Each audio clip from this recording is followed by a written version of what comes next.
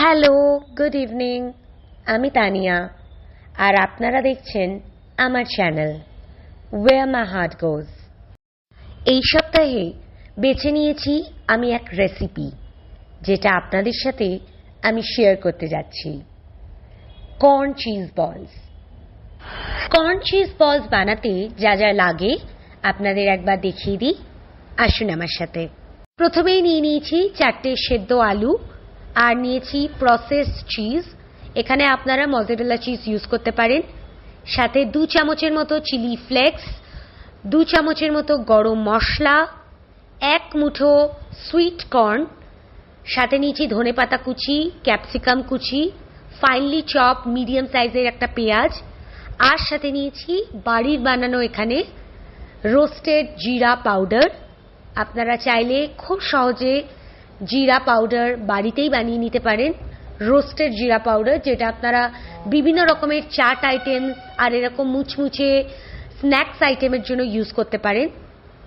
এটা আমার বাড়ির বানানো জিরা পাউডার। এখানে আমি 2 চামচের মতো জিরা পাউডার ইউজ করেছি।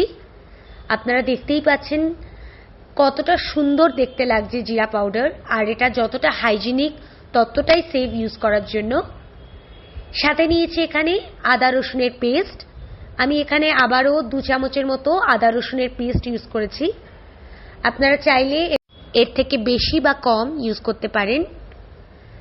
আমি এখানে নিজের বানানো আদা রসুনের পেস্ট ইউজ করছি। আপনারা যদি চান মার্কেট থেকে আনা প্যাকেটে যে আদা রসুনের পেস্ট পাওয়া যায় সেগুলো ইউজ করতে পারেন, আর চাইলে বাড়িতেও খুব সহজে আদা রসুনের পেস্ট বানিয়ে সেটা ইউজ করতে পারেন। তো আমি এখানে 2 চামচের মতো আদা রসুনের পেস্ট ইউজ করেছি। আর সাথে যেটা ইউজ করব সেটা হচ্ছে লবণ। তো লবণ আপনাদের আন্দাজ মতো ইউজ করতে হবে, এখানে আর কিছু বলার নেই। লবণ আপনাদের পরিমাণ মতো ইউজ করতে হবে। আর তারপরে যেটা বানাতে হবে সেটা হচ্ছে একটা ফ্লারি।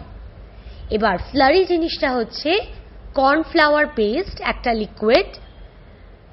এইটা বানাতে যা যা লাগবে সেটা আপনাদের বলে দিই। একটা কাপে আপনারা পরিমাণ মতো জল নেবেন।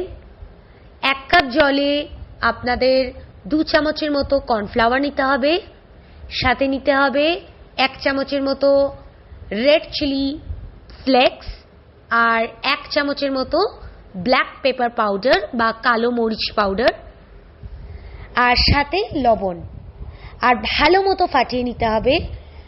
আর কনসিস্টেন্সিটা যেন প্রচণ্ড থিক বা প্রচণ্ড ওয়াটারি না থাকে, একটা মাইল্ড বা মিডিয়াম কনসিস্টেন্সি যেন এই ফ্লারিটার থাকে। তো আমি এখানে ফ্লারিটা ইউজ করব যখন কর্ন চিজ বল রেডি হয়ে যাবে, সেটাকে একটা কোট দেওয়ার জন্য আমি এই ফ্লারিটাকে ইউজ করব। এর সাথে লাগবে বিস্কুটের গুঁড়ো। এবার আপনাদের বলি কি করে বানাবেন।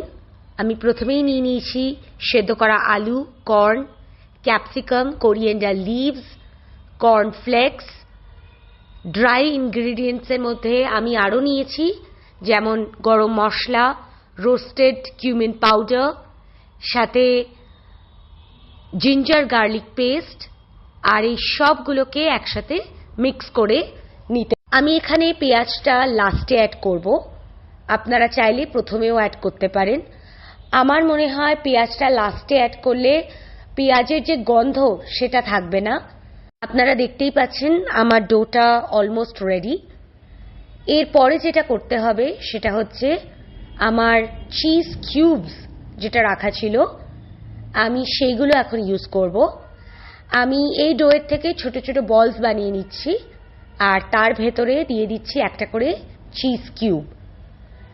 এরপরে যেটা করতে হবে সেটা হচ্ছে আমার এই বলসগুলোকে একবার ডিপ করতে হবে ফ্লারির ভেতরে, আর আবার কোট করতে হবে সেটা বিস্কুটের গুঁড়োর সাথে।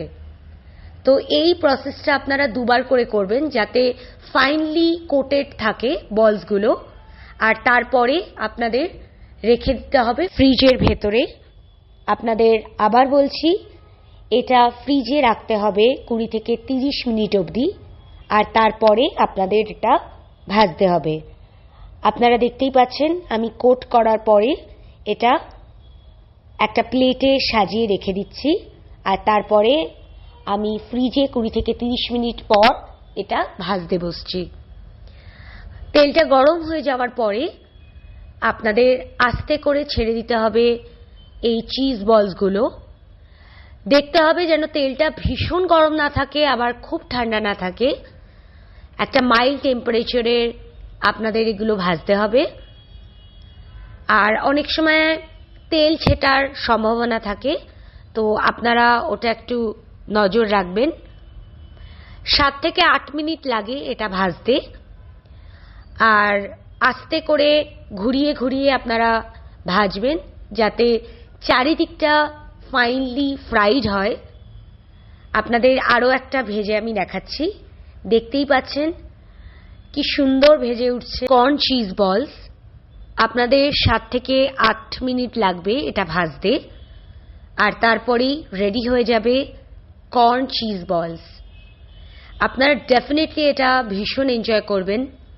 আমি আশা করছি আমার এই ভিডিও আপনাদের ভালো লেগেছে। আমি ট্রাই করব এরকম রেসিপি আপনাদের সাথে আবারও শেয়ার করতে। আপনাদের সাজেশনস আমি ওয়েট করব। আপনারা ডেফিনেটলি আমাকে ফিডব্যাক দেবেন, আমি ওয়েট করে থাকব। দেখতেই পাচ্ছেন আমার চিজ বলস রেডি। আমি এবার প্লেটে একটু সাজিয়ে নেব, আর তারপরে আপনাদের দেখাচ্ছি। আমি হালকা সাজিয়েছি, এটা দেখতেই পাচ্ছেন। আমি বেশি এক্সপেরিমেন্টাল করতে চাইনি, কিন্তু ট্রাস্ট মি খেতে অসাধারণ হয়েছিল। তো আপনারা ডেফিনেটলি ট্রাই করবেন আর বলবেন কেমন লেগেছে।